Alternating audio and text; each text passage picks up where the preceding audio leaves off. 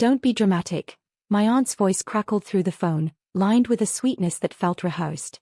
Thanksgiving's cancelled this year. Too tight, just staying in. You understand, right? Behind her, my cousin's laugh spilled out, sharp, careless. Tell her it's family only this time. And just like that, the air in my apartment went cold. Holidays don't cancel. They fracture. I tried to tell myself I was fine. I told myself solitude could be holy. But the silence pressed its palm against my chest until I could barely breathe. If this ever happened to you, say same in the comments. Hi everyone, my name is Celine Marlowe, and I was 29 when I learned the cruelest betrayals don't arrive with slammed doors, but with polite excuses and careful lies. By day, I work at a non-profit office that funnels grants into food kitchens and after-school programs, the kind of place where you witness quiet dignity in people holding cardboard boxes of groceries. I've always believed family was the same, small acts that keep you alive. So when the family chat dimmed into silence, when mom forgot to send details, when aunt's words slid across me like oil, I clung to excuses. I told myself they loved me. I told myself it was fine. That morning, I still set my table for one. One plate. One fork polished until it gleamed like I had company. In my oven, a single chicken breast browned too fast, pretending to be a turkey. I carved it anyway. The knife's clink on the porcelain was a sound too sharp for a room so empty. Outside, city windows glowed like storybooks, other families moving across silhouettes, their laughter leaking faintly into the night air. I muted my phone after scrolling through strangers' pie photos. I washed my dish slowly, like extending a ritual so it wouldn't vanish too soon. By 7, darkness had smothered the street. I thought I had survived it, the loneliness, the charade of strength. Until the notification pinged. My cousin had posted a video. I tapped. The sound hit first, glasses clinking, voices chanting to family. Then the frame widened, my mother at the head of the table, my aunt carving a golden turkey, every cousin, every uncle, every niece. The mantle was crowded with the same place cards I had lettered last year. Caption, family only. And in the mirror behind them, I caught it. An empty chair with a folded card tucked beneath the charger. My name, hidden like a secret they were too cowardly to throw away. I froze with the phone still in my hand, the video looping like a cruel joke. My family's voices poured through the tiny speaker, louder than the walls of my apartment could hold. Laughter. Forks scraping. Someone saying, "Pass the cranberry sauce to Celine's seat, oh wait," followed by roaring laughter. I hit pause. My reflection in the black screen looked unfamiliar, eyes wide, mouth set in a line so thin it could have snapped. The betrayal wasn't just the dinner. It was the lie. The careful planning. The whispered texts that excluded me. I replayed moments from weeks before, mom changing the subject whenever I mentioned Thanksgiving, my cousin's smirk when I asked about dessert. Suddenly every silence, every half-smile, every dismissive shrug clicked together like jagged puzzle pieces forming one ugly picture. They never wanted me there.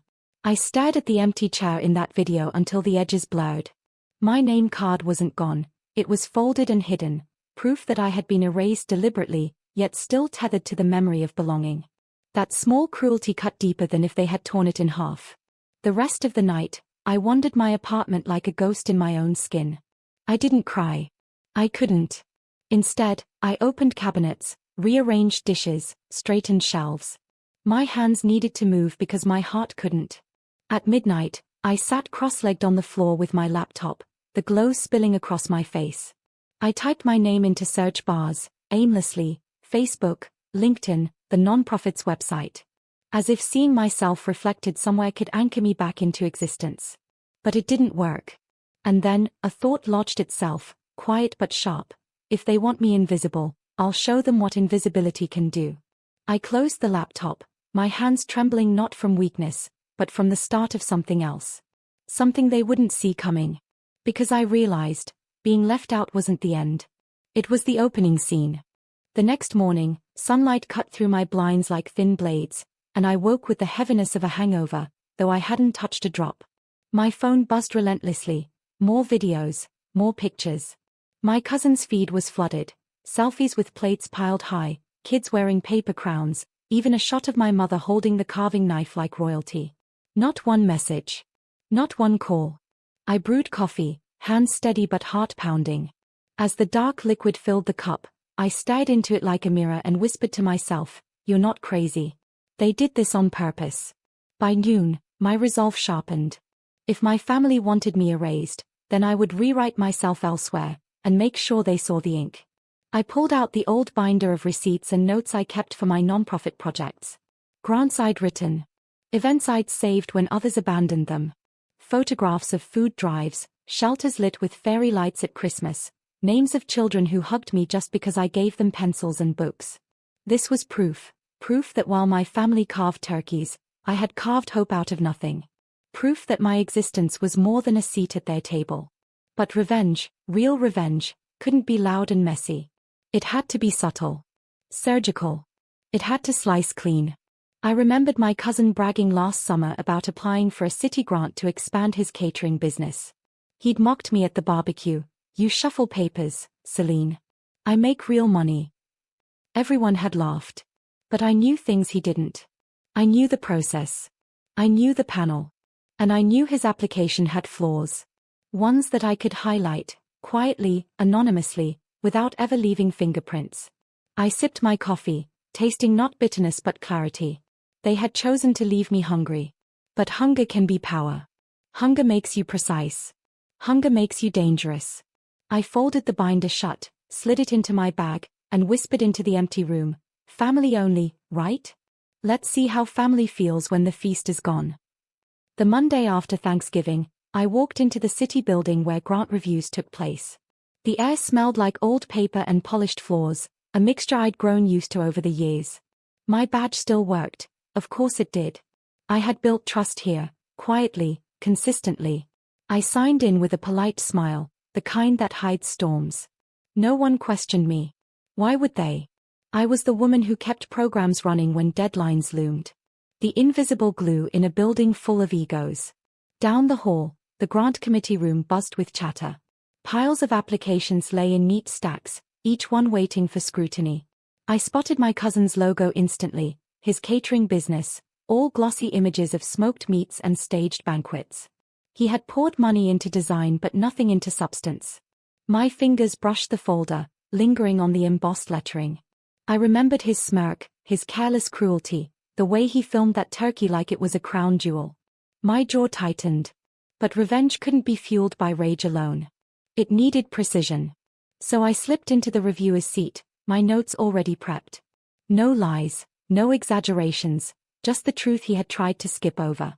Missing documentation. Inflated revenue claims. Zero evidence of community impact. In a world of grants, those weren't small mistakes. They were death sentences. Each correction I made was a stitch, tightening a seam he'd left loose. My pen carved silently, line after line, until his proposal looked less like a dream and more like the hollow boast it truly was. When I finished, I leaned back and let out a slow breath. It wasn't anger now, it was clarity, cold and clean. Walking out, the December air slapped my face sharp and real. For the first time since that cursed video, I didn't feel invisible. I felt deliberate. That night, as I sat in my apartment with the city lights blinking outside, I imagined my cousin waiting for approval letters, bragging to the family about his inevitable win. And I smiled, knowing that sometimes the sharpest knives don't carve turkeys. They cut illusions. The first ripple hit a week later. My aunt posted in the family group chat, a group I hadn't been invited back to, but screenshots always found their way to me. "Everyone, pray for Daniel's catering business," she wrote. "Some problem with his grant paperwork. Can you believe it?" A chorus of digital sympathy followed. Sad face emojis. Half-hearted prayers. Promises of it'll work out, cause. None of them knew the truth. None of them knew I had already seen the cracks months before he filed. All I did was hold up a mirror. At work, the whispers began. "Did you see the applicant that tanked? Overinflated numbers. Total rookie mistake." My colleagues shook their heads, chuckled. Grants were competitive, and sloppiness didn't survive. No one mentioned my cousin's name, but I didn't need them to. I could hear it echoing behind every line. That Friday, I walked past his restaurant. The windows were dressed in twinkle lights, but the place was nearly empty. He stood behind the counter, jaw tight, phone glued to his ear, his hands moving in angry slices. I didn't go in. I just watched from across the street as the man who had laughed at my loneliness now stood in his own. But revenge, I realized, isn't just about one fall. It's about what comes after, the silence when you expect applause, the cold when you thought you'd be warm. And for me, it was about finally stepping into a space where I wasn't begging for a chair. That night, I opened my email and saw the approval for a community grant I had been chasing for months. Funds to renovate a local shelter's kitchen. The irony wasn't lost on me. While my cousin's catering dreams crumbled, I was about to feed hundreds. I closed my laptop slowly, the glow fading across my face. The universe has a way of answering wounds, not with thunder, but with balance. And yet, I knew this wasn't the end. My family still hadn't faced me. They still thought I was on the outside, silent and blind. But silence was my weapon now. Winter deepened, and with it, the distance between me and my family. They never called, never explained, never apologized. But through the cracks, I caught glimpses, screenshots, whispers, photos I shouldn't have seen. My cousin's restaurant, once full of buzz, was struggling. His grand expansion had been the talk of Thanksgiving, but now suppliers were demanding advance payments. Customers trickled instead of flooded. He had no safety net, no cushion. The grant had been his lifeline, and I had cut it, clean, invisible. I should have felt triumphant. Instead, what settled over me was quieter. Not joy. Not guilt. Something steadier, justice. One Saturday afternoon, as snow hissed against my windows, my phone rang. My mother. I let it buzz until her voice filled the voicemail.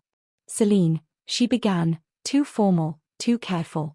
"You know your cousin is going through a tough time. Maybe you could, I don't know, offer him some guidance?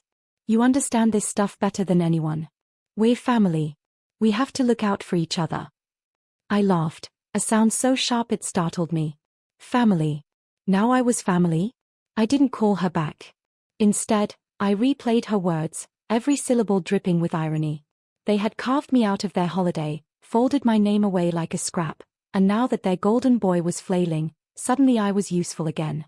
But I had learned something from that empty Thanksgiving table. Usefulness is not the same as love. So I stayed silent. I worked late nights at the shelter, overseeing the renovation of their kitchen, watching fresh tiles gleam where rot had been. The first meal we served, steaming bowls of stew, bread warm from the oven, was shared among people who didn't care about last names or family titles. They cared about kindness. About survival. And as I carried trays out to those who needed them, I realized, this was my family now. Built not by blood, but by choice. Still, deep inside, I knew one truth. They would come knocking again. And next time, I wouldn't just be silent. I'd be ready. It came on Christmas Eve. The kind of night when the city glowed with string lights and strangers carried bags stuffed with gifts. My doorbell rang, sharp and insistent, cutting through the carols outside. When I opened it, my cousin stood there. Daniel. His breath fogged in the cold, his coat too thin, his pride even thinner. Behind him, the hallway smelled of wet snow and desperation. "Celine," he said, voice low. "Can I come in?" I didn't move. I watched him shift from foot to foot, hands buried in pockets like a child caught stealing. His eyes darted past me into the warm glow of my apartment, where the scent of cinnamon tea lingered. "My business is falling apart," he admitted, finally meeting my eyes. "Suppliers won't give me credit. Customers, they don't come back. And the grant, the one I was supposed to get, it didn't happen. They said my numbers didn't hold up. I thought you could, maybe, tell me what I did wrong." There it was, the unspoken truth. He knew I understood the system. He knew I had power he lacked. And suddenly, the same cousin who had laughed as my name card lay folded beneath his plate was standing at my door, begging for scraps of my knowledge. I let the silence stretch until it cracked. Then I leaned against the frame, my voice calm, steady. "Funny. You told me once that I only shuffle papers. That I make no real money. That night, I believed you. That night, you all made me believe I didn't belong. So tell me, Daniel, why knock now?" His face flushed. He tried to swallow his pride, but it stuck in his throat. "Because you're family," he whispered. "Family. That word again, dropped like a weapon. I almost laughed. Almost. But instead, I simply shook my head. No, Daniel. Family is who makes room for you at the table. Remember that. And I closed the door, gently, deliberately, leaving him on the other side of the wood, surrounded by the echo of a silence he'd once forced on me. I leaned against the closed door, my heart steady, not racing. For once, I wasn't shaking from hurt. I wasn't begging for an explanation, or replaying their lies in my head. I was still. Outside, I heard Daniel's footsteps retreat down the stairwell. No shouting, no threats. Just silence, the same silence they had once wrapped around me like a shroud. I walked back to my window. Snow fell slow and heavy, blanketing the street below in a hush that felt almost merciful. Across the glass, I saw the reflection of my apartment. Warm lights, a small tree I'd decorated with thrift ornaments, the kitchen still smelling of gingerbread. My world was not grand, but it was mine, and it was enough. The following week, photos began to circulate again. My family at New Year's, their smiles thinner now, the table smaller, the laughter dimmer. My cousin's restaurant had shuttered for renovations, though everyone knew what that meant. My aunt's posts were filled with vague requests for prayers. But my life moved differently. The shelter's new kitchen opened with fanfare. Children painted thank you cards that now lined my office wall, a mural of bright colors declaring hope lives here. Volunteers embraced me, not because of blood, but because of choice, respect, and recognition. Sometimes, late at night, I'd think of that folded place card with my name hidden beneath the charger plate. It no longer stung. It glowed in my memory like a reminder.